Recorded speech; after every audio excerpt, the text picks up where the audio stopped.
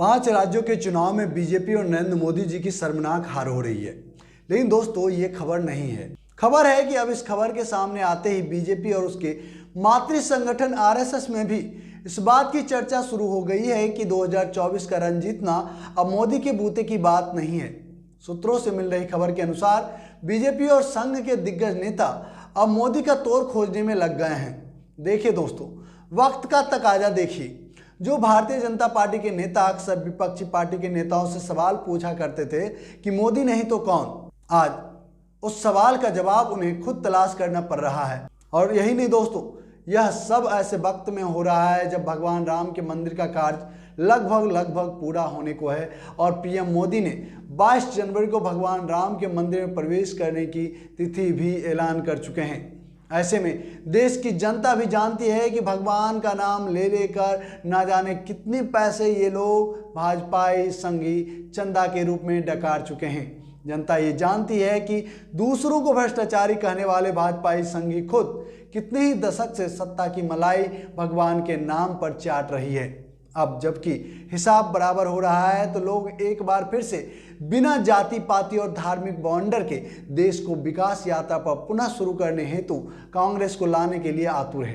खैर, बीजेपी में कोई राजनाथ सिंह को आगे ले आकर पुराने एनडीए की परिकल्पना कर रहा है तो कोई नितिन गडकरी को पीएम फेस बनाने की बात कर रहा है। लेकिन इन सब से अलग भाजपा और संघ में एक बड़ा धरा है जो इस चाय वाले के बेटे के जगह को गटर छाप नेता को लेकर भरना चाहता है।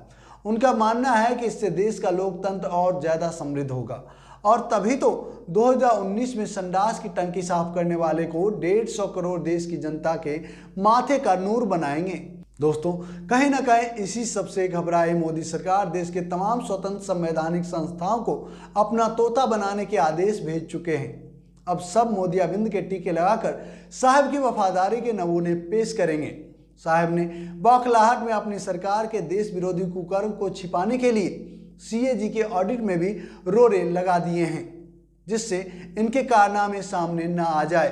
खैर, अभी जनता को कितना बरगला सकेंगे। जनता जानती है कि यह प्रधानमंत्री कितना बड़ा जुमलेबाज है कि 9 सालों तक रैली में भाषण पेलने को ही देश के लिए विकास का कार्य साबित कर दिया था और आज तक कोई पीएम मोदी ने जितने रैली किए उसके आधे के आधे चुनावी रैली भी किसी ने नहीं किया था। पूरे कार्यकाल के दौरान 24 घंटे सिर्फ चुनाव और चुनावी रैली, और उसमें भी हार गए तो जनता की चुनी सरकार के विधायकों को डरा धमका कर, काले धन का इस्तेमाल कर, अच्छी भली सरकार को गिराकर अपनी सरकार बनाने की जुगत में लगा रहना। हम तो छुट्टी नहीं लिए, 18 घंटे काम करते हैं। ये शब्द देश की जनता ने इतिहास में पहली बार सुना था। आप कोई नौकरी नहीं कर रहे हैं साहब। 5 साल के लिए जनता आपको जिम्मेदारी सौंपी थी, उसको भी आपने जुमलेबाजी में स्वाहा कर दिया और 18 घंटे काम करने का डंका पीट रहे हैं। आप 18 घंटे क्या 24 घंटे काम करते होंगे रामू काका, देश के लिए नहीं, अपने मालिक अडानी के लिए।